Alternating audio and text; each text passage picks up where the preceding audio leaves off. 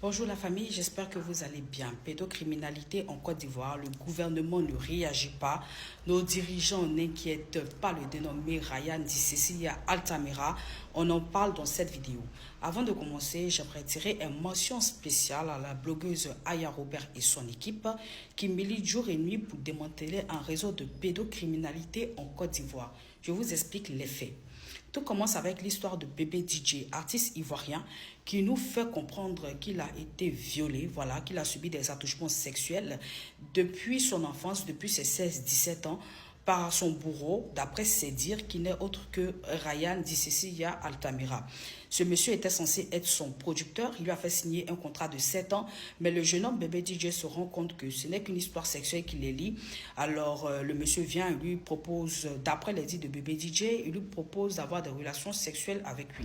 Bébé DJ nous fait savoir dans une vidéo aussi sur TikTok que sa mère, voilà, auprès de qui il allait chercher refuge, sa mère lui fait comprendre qu'il ne mange pas.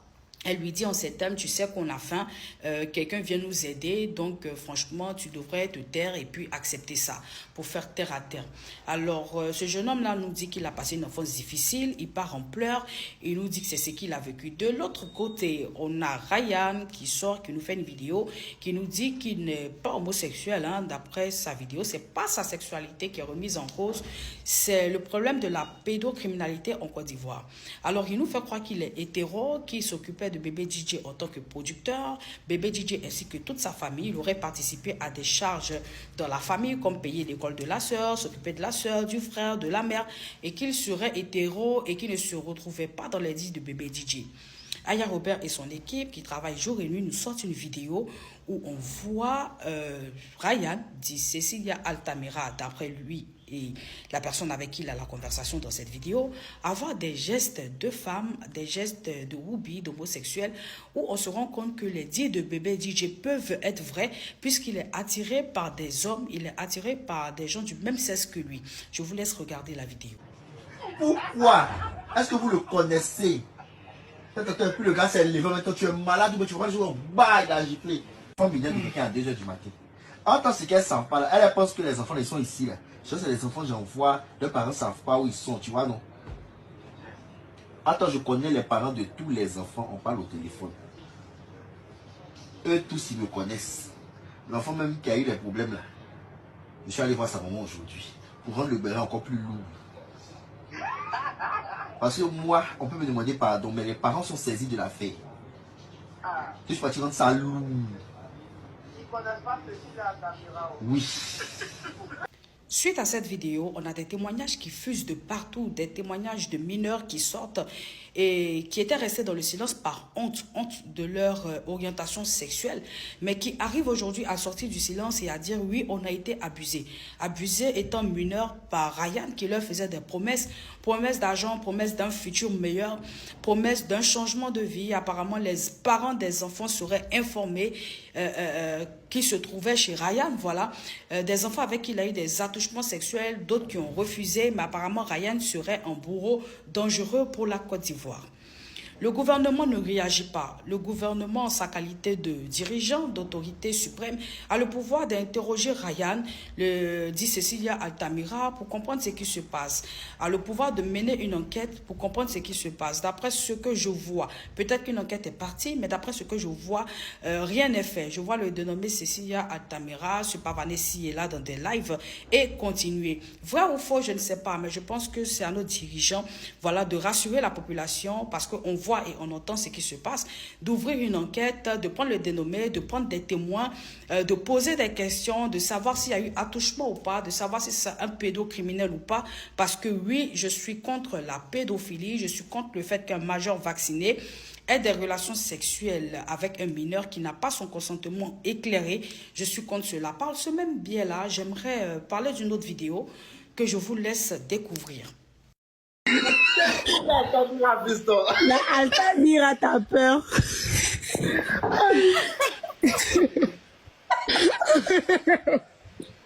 Mais non, Cécilia, ça va? Écoute, dans la vie là, il faut dégamer.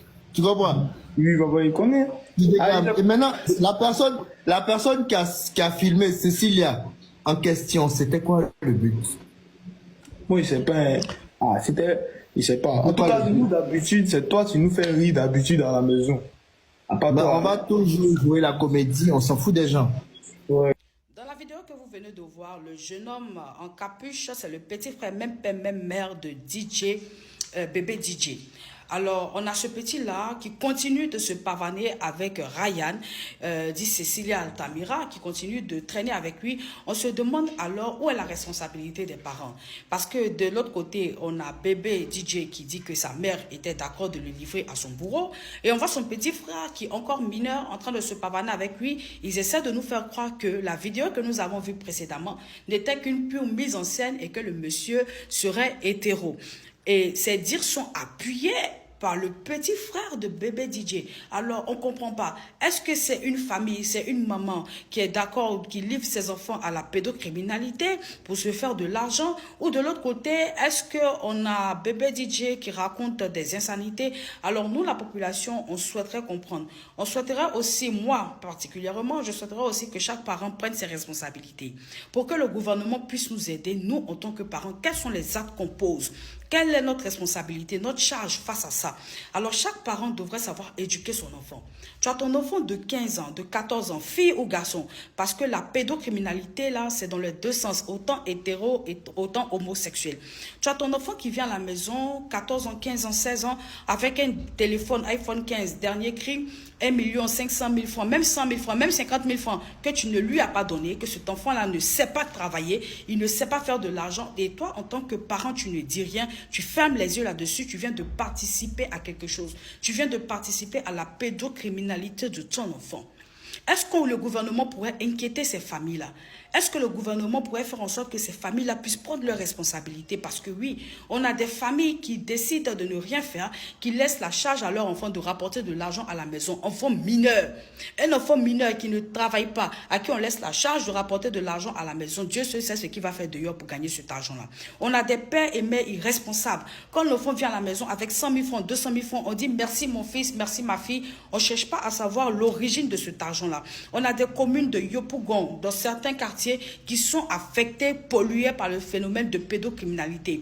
On a des petits garçons de 12 ans, 13 ans à Yopougon qui fréquentent des endroits de Woubi et qui demandent des sommes de 500 francs, 2000 francs afin d'avoir des relations sexuelles avec eux. Quelle est la responsabilité des parents face à cela? Alors, je souhaiterais que nos dirigeants puissent prendre leurs responsabilités. On veut savoir ce qui se passe. On veut pouvoir vivre dans un pays où nos enfants aient leur droit, le droit de s'épanouir, le droit de vivre leur vie sans être inquiétés par un prédateur. Oui, parce que selon ce que j'entends sur les réseaux sociaux, Ryan serait un prédateur. On souhaiterait que nos dirigeants puissent mener une enquête, puissent démanteler ce réseau de pédocriminalité en Côte d'Ivoire. Alors, je compte sur nos dirigeants, je compte sur le gouvernement ivoirien, sur l'État ivoirien, ce gouvernement-là sur qui la population compte, afin qu'il nous donne sécurité. Je compte sur nos dirigeants pour prendre leurs responsabilités.